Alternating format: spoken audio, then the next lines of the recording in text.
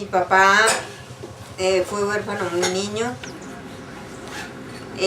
¿Cómo sería que la mamá Sofía se lo entregó a doña Leudina? Porque, nomás con este incidente les cuento. Cuando ellos volvieron del entierro del papá Isidro, del abuelo Isidro, no encontraron nada en la casa.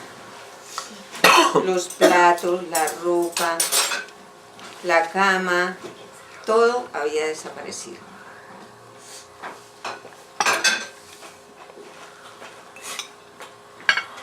Vivieron en el Pepino, es decir, por ahí muy cerca donde vive Jimena hoy, y donde está el nuevo barrio. Sí. Claro que la casa donde vive Jimena no tiene nada de la casa donde vivieron ellos, pero es por ahí en ese por ahí era la casa, sí. Otra anécdota.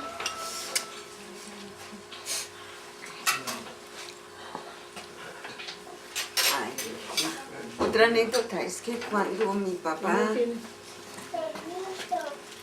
iba a ser la primera comunión, doña Leudina fue a decirle a la abuela que necesitaba plata para comprar un pantalón para la primera comunión y ella no tenía nada.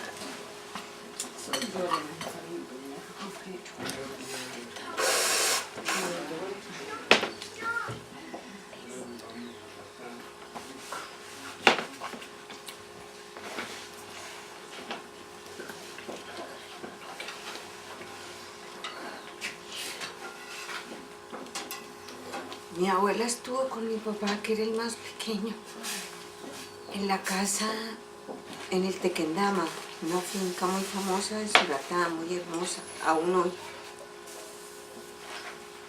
prestando sus servicios como empleada doméstica para asegurar la comida.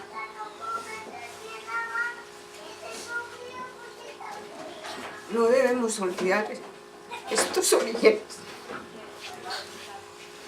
Que cuando haya necesidad en alguna de nuestras familias, los demás tenemos que unirnos. No los podemos abandonar. Pero no con un sentido paternalista, sino de ayudarles a superarse y a que encuentren caminos para desenvolverse solos con dignidad.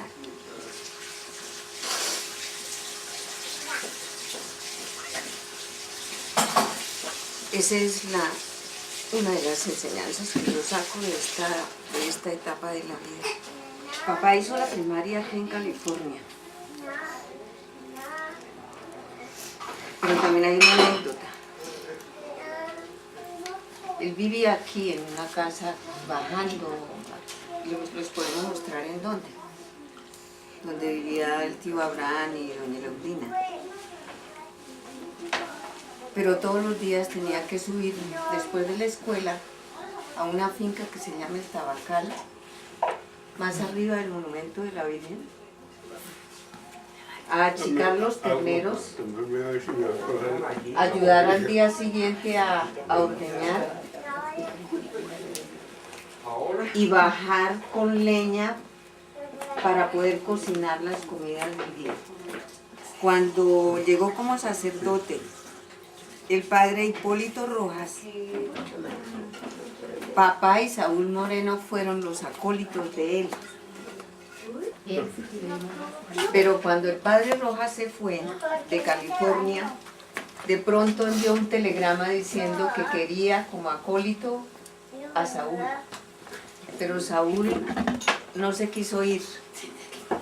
Y mi papá dijo que él sí se iba. Sí, le estoy contando todo lo que me contó papá y usted me ayuda ahora a aumentar los datos si se acuerda de algo, papá. El padre envió una razón muy completa. ¿En qué fecha podían encontrarlo en Pamplona y en qué casa? Entonces papá hizo la primera jornada, calculando esos datos, papá hizo la primera jornada de aquí de California a Betas. Luego hizo una segunda jornada saliendo de Betas a buscar carro a la carretera central, la que conduce a Cúcuta. Y ahí de Betas hizo la segunda jornada hasta Pamplona, porque fue a pie hasta la carretera donde pudieron conseguir el bus y de ahí siguieron hasta Pamplona. Y efectivamente encontraron la casa, encontraron el padre y mi papá se fue con el padre vía Chitagá, vía Chitagá, pero con el fin de llegar a Macaravita, un pueblo que queda casi en los límites con Boyacá. Es el último pueblo. Es el límite con Boyacá en el sur, un poquito oriente. Sí, estuve yo mirando en el mapa. un río grande, el río Suárez. Chicamocha. El Chicamocha, el Suárez está por el otro lado. Sí. Entonces, ellos tomaron un bus, porque allá sí por ese lado sí existía ya carretera hasta Capitanejo. De modo que ellos pasaron por pueblos como Chitagá, Cerrito, Concepción, Málaga, hasta llegar a Capitanejo, que era donde terminaba la carretera, y de ahí tomaron, y de ahí el padre tenía ya su yegua, y papá lo acompañó de pantalones cortos, en esa época de 14 años, hasta Macaravita. Pero después el padre Hipólito Rojas, trasladado tal vez, se fue a Cucutilla. Él se adelantó y papá se quedó con una hermana del padre del nombre Victoria, para arreglar muchas cosas en la casa y poder dejar todo en orden. Y luego con esa señorita Victoria, mi papá ella iría en la yegua y mi papá a pie, naturalmente, hasta Capitanejo, donde ella tomó un bus para que se fuera a Pamplona y mi papá siguió a pie con la yegua hasta Pamplona. Yo puse la ruana y me montaba en la yegua. Y en una partecita había una piedra plana ahí, grande bastante. Se resbaló la yegua y caí yo debajo, me subí, pues casi me era capaz de pararme, cogió aquí y al llegar a Concepción. No, eso era de allá para acá. Estamos subiendo de Macaravita para Pamplona. En Concepción me quedé. Y ahí consiguió un médico, un curandero. Ahí estaba un señor ahí y le conté, dije, ¿por qué? Y dije, no, y me paró. Y entonces un poco de tabaco en la boca y me sobre. Le sobó la pierna y gracias a eso, dice papá que eso le sentó muy bien. Y luego entonces papá hizo la primera jornada hasta Capitanejo, la segunda jornada hasta Chitagá, hasta Concepción, que fue donde le hicieron el sobón con tabaco. Luego a Chitagá, que hoy es muy famoso por los quesos. Yo tuve la oportunidad de conocer porque nosotros hicimos un viaje cuando yo me gradué en la Universidad de Pamplona. Hicimos un viaje por todos esos pueblos y lo conocimos. Y luego hizo una tercera jornada hasta Pamplona, donde llegó más o menos a las 3 de la tarde. Y de Pamplona hicieron la jornada a Cucutilla con el padre, ya el padre en la yegua y mi papá a pie de pantalones cortos. Papá, ¿y su ropa quién la llevaba? ¿Usted mismo o la llevó la señorita Victoria? No, eso como era poco. La llevaba puesta. ¿Esa tenía como cuántos años? En esa época. 14. Bueno, papá se fue de 14 con el padre Hipólito. Más bien ahorita, más o menos cuando se fueron para Cucutilla, ¿cuánto tiempo se quedarían en Macaravita? eso fue poco porque es que ya no le llegaba moneda al cura y entonces se vino y habló con el obispo, entonces lo mandaron para Cucutilla. Ah, bueno, entonces... Yo me quedé allá para traer la yegua. Sí, entonces el padre, entonces se fueron, hicieron una jornada de ahí a Cucutilla. En Cucutilla estuvieron un tiempo, pero de ahí enviaron al padre a fundar un pueblo, un corregimiento que se llamaba La Montaña. Y efectivamente el padre dirigió el trazado del pueblo, hicieron una capilla, pero mi papá allá decidió devolverse para California. Y se devolvió por Bochalema, un pueblo muy hermoso, muy progresista. En 1995 había un camino de herradura a Bochalema. a Bochalema, y luego hizo una segunda jornada, a Pamplona, una tercera jornada a Betas y finalmente llegó a California. No le pregunté a papá de más o menos qué edad conoció a mamá, porque mi mamá vivía en el Alto de los Animes, que queda más o menos a mitad de jornada de aquí a Betas, en el Camino Real. Muy cerca al Camino Real era esa finca. Más o menos de qué edad conoció papá a mi mamá. Me parece que yo tenía como que... Sí, porque yo me casé de 22 años. 22, sí. Total que eso... Es que ella venía aquí a California. En Buenos Caballos, Y ¿no? una vez llegó a abrir esa buena el abuelo y él se posaba aquí donde Ernesto Medina, como eran parientes con doña Josefa. Sí, La siguiente en una casa. casita aquí La abajo. siguiente casa. Sí. Entonces, ahí me quedé yo. Ahí se conocieron. Sí, ahí. ¿Y papá vivió ahí con don Ernesto? No. No. Vivía era- con el tío Abraham. Era el noviazgo, Sí, era profesora. abajo, Ah, en el noviazgo, sí. Bueno, entonces mi papá conoció a mi mamá en esas circunstancias que nos acaba de contar. Y mi mamá se llamaba completo el nombre Dominga Antonia Helves García.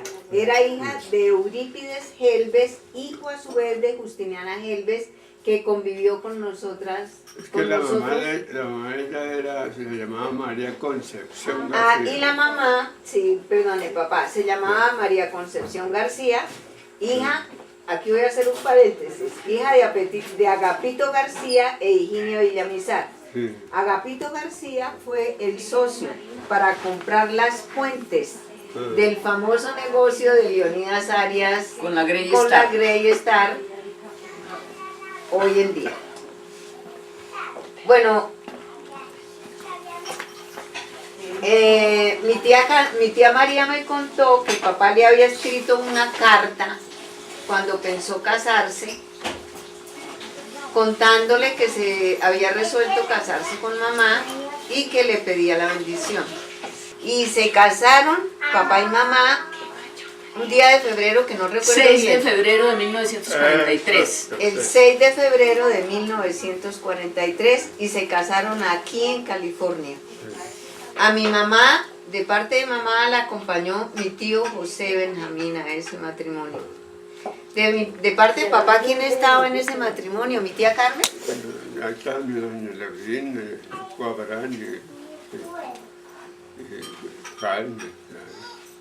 Ah, bien. De esa unión, bueno, después cuando papá y mamá se casaron, se fueron a vivir al Alto de los Animes. El abuelo ya estaba casado con Ana Mercedes. No. Yo recuerdo haber ido Eso cuando fue se después, tomaron. él esperó que hubiera más para ver si casar con él. Ah, claro. Porque le tenían miedo a ellas. Ah, le tenían miedo a ella. Entonces, por eso mi papá y mi mamá se fueron a vivir al Alto.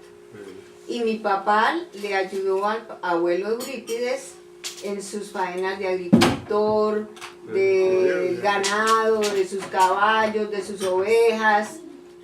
El abuelo Eurípides tenía muchas tierras. Llegó a tener tierras hasta en Charca. Y en Suratán. y por allá muy cerca de la carretera central. Sí. Por eso por temporadas iban por allá a las arrancadas de papa, lo mismo que a la siembra de la papa. En todo ese páramo pues circulaban ellos con ese trajín. El Papa Eurípides fue un hombre supremamente esforzado y trabajador por lo que yo he oído. Llegó a tener mucha tierra y llegó a ser una persona con bienes. Con bienes.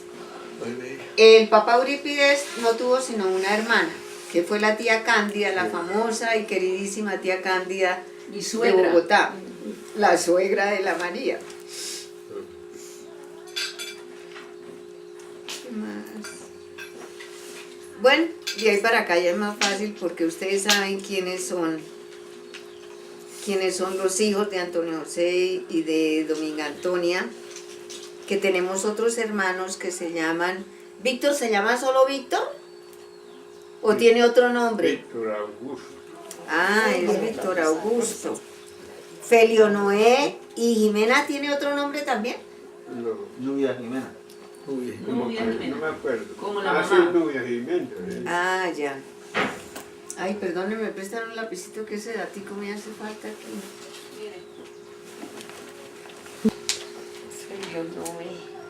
Felio Noé y Nubia Jimena.